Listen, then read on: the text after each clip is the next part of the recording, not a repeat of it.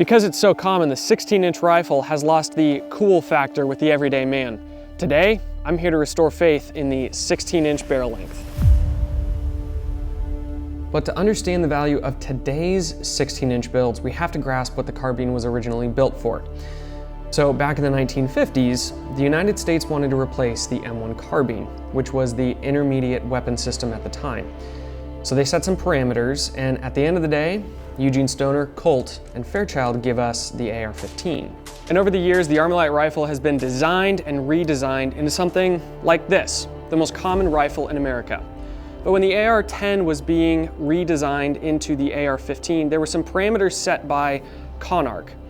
Number 1, rifle weight shall not exceed 6 pounds. Number 2, bullet shall exceed supersonic speeds at 500 yards. Number 3, the rifle shall have a mag capacity of 20 rounds. Number 4, rifle shall have both select fire and semi, that's auto and semi-automatic. Number 5, the ammunition for this rifle shall be .22 caliber. Number 6, the ammunition should penetrate one side of a US steel helmet at 500 yards. It should also be able to penetrate a .135-inch piece of steel at also 500 yards. Number 7, the rifle and ammunition should be able to retain an accuracy equivalent of M2 ball, which is 30-06, out at 500 yards. And finally, it needed to retain a wounding ability of an M1 carbine, which was the intermediate rifle at the time. So why are we talking about all this? Well, here's the thing. I think that Americans by nature are freedom-seeking and a little bit rebellious. It's in our blood, right? Well, when the government tells us that the shortest rifle that we can own is 16 inches, we inherently get curious about the 10.5s or 18 inches or maybe even a 14.5. And those are great caliber, great lengths for the caliber of 5.56. But the reality is, when we ignore this platform, this barrel length, with the modern technology of primers, powders, barrel twists, so on and so forth, we kind of start to walk away from the capabilities of this 16-inch platform. So take, for example, the new SIG Spear LT that we're starting to see in a lot of professional use. It's not offered in 14.5 or 10.3. They're offering those barrel lengths in the 5.56 platform in 16-inch or 11.5. Now, with that being said, there's got to be something to a little bit longer barrel length than just 10.3 and 14.5 that we were seeing during the most recent 20-year war. Now, we could stay in here and talk about these rifles all day long, but that gets a little bit boring. Let's go shoot. So obviously the reason that the AR-15 was built, all of those ins and outs of the weight, the optics, the distance that you're actually going to be shooting, terminal ballistics, always at 500 yards. Kind of interesting how they thought that the intermediate cartridge needed to be capable at 500 yards, not necessarily 600 yards. But also keep in mind that technology has changed on these platforms to where we now have dots and magnifiers, LPVOs, we have lasers and flashlights, and some of those things weren't even considered when the AR was originally built. So take some of this information and apply it to your own life, your own needs. That being said, the purpose for this video is to kind of dissect the quality of a 16-inch rifle. And to do that, we're gonna do not a test, but a fun experiment. We're gonna shoot a couple of rounds at 100 yards, check the chronograph and see what our average muzzle velocity is. We're only shooting 55 grain today. I thought about shooting some 77 grains, but most of you guys aren't stockpiling 77 grain. I know some of you are, but there is a mountain of 55 grain out there. Whether it's on sale right now or not, whether you can find some of it or not, the point is there's so much of it that I kind of want to dive into just the common M193 55 grain ball. So we'll start with this 11.5, 10.3 is dead if you didn't hear, and we're going to be shooting at 100 yards, and then after we check the chronograph, we're going to shoot some water bottles and see how many water bottles that round will go through depending on our muzzle velocity. Let's get to it. Man, nice to have a little break in the rain to film a commercial. All right, you guys, so as the financial system is slowly collapsing and the value in the American dollar goes down, what we start to see is other solid assets like precious metals increase in value, things like gold. That takes us to Allegiance Gold. They're one of the sponsors of this episode, and we have to thank them. If you guys want to protect some of your savings, go to protectwithdc.com, spend some money and invest in precious metals like gold or silver with Allegiance Gold.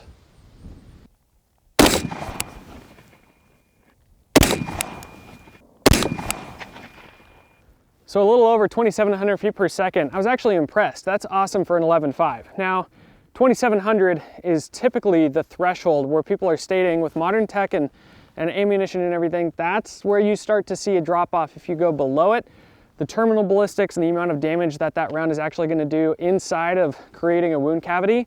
So again, for an 11.5, a little over 2,700, I'm impressed. And I'm curious to see what's going to happen when we shoot these Dasani ballistic Dasani Labs water bottles.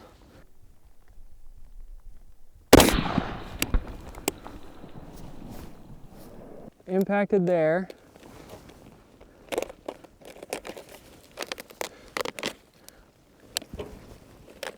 Carried through. Oh dude, it blew the lids off of these. Oh man. Yeah man, that absolutely crumpled those. So what I'm gonna be curious about, so you can actually, there's not much that you can tell when you don't have a ballistics dummy lab or something like that, or a super high speed camera. But Nick, if you look in the middle here, just a simple observation, the water bottles in the middle, where that round definitely tumbled, crumpled like crazy. So these all like imploded. Ripped the label off of this one, obviously blew that open. And then these are more just ripped open, but more or less like still intact compared to the stuff in the middle where that round tumbled and just like blew everything up. Interesting. Okay, cool. Well, let's check the muzzle velocity on 14.5.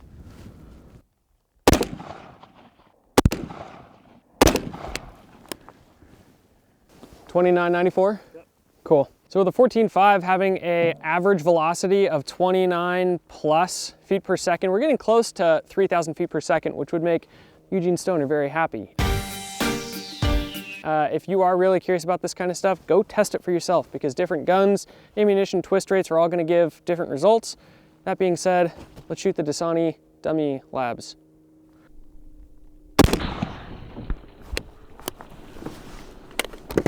It put a small hole in that one, but it completely removed the water. And it didn't like crumple it, it just blew it the heck up. And then, wow, all of these just they lost all their water. So the round impacted low, continued straight through. Dude, it ripped this guy up. Both of those, it like melded them together. I mean, not melted them, but like they got eviscerated. So on the 11.5, the blow up kind of happened here. On the 14.5, it got deeper penetration before it actually blew up.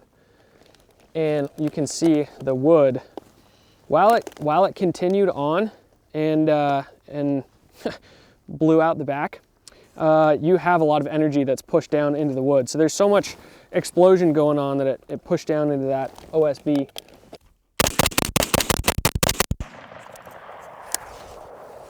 Man, I love shooting, but I hate showing up the range and having some targets that are all pre-shot, and then I gotta get my pasties out and I forget about those. So if you guys are shooting a bunch and you're worried about making sure that you have good, fresh targets, go ahead and check out Infinity targets. They're rubber and they can take up to 110 rounds of 5.56 per square inch. If you do make a purchase at Infinity targets, make sure you save 15% off and use the discount code DC15, then get back to shooting. All right, the 16-inch.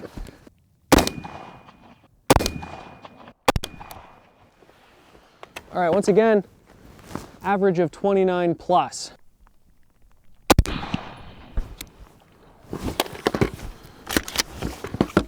Yeah, dude, so impact was still center, but of course, it starts to deviate. Yeah, man, it obviously started to fall apart and push so much energy into all this stuff that it's not like it just makes a straight poke through. It puts so much energy into the water and the plastic and everything around it that it just blows everything up, blows the lids off of these. That's nuts. It is kind of interesting. While we're not shooting like gel, you can see a little bit of a difference between 11.5 and 16-inch. And I'm curious on 18. We should put 2 water bottles or stacks of water bottles for 18 and just see what it actually does. I doubt we're going to catch any rounds or any frag or anything, but yeah, I mean, that is a ton of energy that's just put into this brick of water. Okay, 18 inch.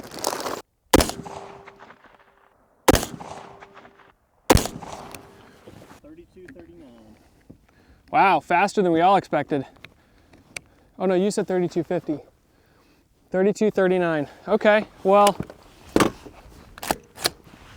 obviously we're starting to get close to the original design. Wow, dude, that thing didn't care at all. Man, oh, look in the middle. Yeah. It tumbled, said, get the heck out of my way, made a big ruckus, and then disappeared. I'll show you. All right, let's wrap this thing up. In regards to a 16-inch rifle, why would you do something like this as opposed to a 14.5? At the end of the day, if you're actually using this thing, maybe traveling with it, maybe it's a home defense gun or a ranch rifle, being that you don't have to, if you're staying above board, pin your muzzle device, that keeps you available to make adjustments to your gas block, your barrel, your handguard, so on and so forth. So having some versatility in the system does play better in the long run. Next, some people are going to be saying, well, for CQB distances, hold that thought for a moment. This 11.5 inch or even a 10.5 inch with a 6-inch suppressor like an RC2 compared to a, let's try to line up these uppers appropriately, charging handle to charging handle.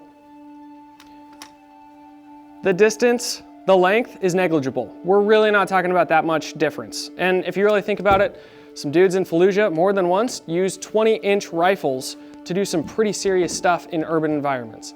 A lot of it comes down to training, and having a suppressor on your rifle is very beneficial, but you can of course do a compact suppressor like a RC2 Mini or this Flow 556K. I'm not saying exactly what it is that you need to go out and buy. You don't have to then go spend money on a 16-inch rifle. I'm actually saying the inverse. Most of us have gone out and purchased a 16-inch 556 because it is so popular, so common. Look at the Smith & Wesson Sport 2, probably one of the most purchased ARs on the market, 16-inch barrel length.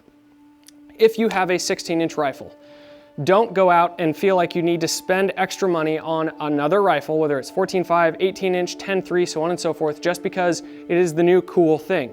I'm here to tell you that a 16-inch rifle, I love the mid-length gas system on that barrel length.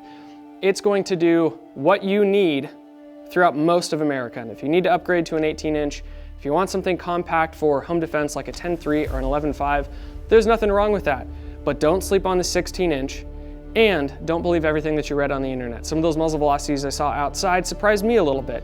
If you really are curious about what your gun is doing, what those terminal ballistics are, where your round goes transonic, so on and so forth, man, go borrow, rent, or buy a chronograph and test and start to put into a ballistic calculator your results, and you may be surprised at what that 16-inch is actually able to do. With that, guys, if you want to support us, you can hit us up on Patreon. For $5 a month, you can get some of this information that we're going to be putting out on YouTube, Instagram, podcasts, so on and so forth ahead of time. Thank you for the support. Like, comment, subscribe, all that stuff if you enjoy. And keep in mind, whatever gun you own, make sure you're getting some training. So I'm not a weapons history nerd, and I just assumed that the original AR build, all those requirements were met by a 16-inch rifle. And because that's what's common, you never see 20 inchers anymore. And what did you say? Well, the original weapon system that was developed by a combination of Fairchild Industries and Colt, Eugene Stoner was brought back on to turn the AR-10 into the AR-15. When they did all their testing, they weren't actually told this is the barrel length that you must do. They were just told not even muzzle velocity, it must punch through at one side of a US Army steel helmet at 500 yards. So they just adjusted the original rifle to fit those specs, and so the modern day 16-inch, which is like the standard, yes, is actually a compromise to that. Pretty much, yeah. So they concluded, it's kind of funny, the original, when they were working with Remington to develop that round, the 223 Remington was not the first round that they produced, it was a 222. I believe it was a 50 grain projectile. Gotcha. They then changed it before it was submitted to the Air Force to be a 223 55 grain, And they concluded that, granted, they were using 1 in 12 twists, not 1 in 7, 1 in 8. So the round was not stabilizing nearly the same. The intent was for it to tumble the minute it impacted anything. So with it not spinning through the air like a good spiral football, it was yawing pretty early. In order to have those good terminal ballistics have consistency, they needed to get 33 to 3,000-ish feet per second. But because the climb of the powders, the twist rate was off, so on and so forth, the group average needed to be 3,000 feet per second plus, because some of those rounds may be actually landing at 2,900 feet per second, even out of a 20-inch barrel. So as all of that increased, like the technology increased, by the way, all this information that I have learned, the majority of this information that I've learned is through Forgotten Weapons. We'll throw a link at the bottom of this video if you're curious. Really cool history on how the AR-10 was purchased by India, and Fairchild Industries decided, hey, maybe this small arms thing, which was failing at the time, maybe there's a thing to this. Fairchild Industries was the small arms component to Armalite. They ended up actually thinking, well, maybe there's something here, and the Air Force purchased a bunch of AR-15s, which was the new intermediate round and rifle. So 16 inch is a good compromise with all the technology that we have these days to still meet and match what it is that you're trying to do, with keeping with the original goal of good terminal ballistics out to 500 yards, consistent accuracy, a lightweight rifle, so on and so forth. You're really keeping the same platform, but with a reduced barrel. Does that make sense? Yeah, in high school English class, when they gave like a 2-page assignment, did you finish it in 10? Nerd! Anyways, back in high school for me, coach would just put me in fourth quarter. I could throw a pigskin quarter mile right over those hills. I'd be somewhere soaking it up with my soulmate if he just would have put me in fourth quarter. What?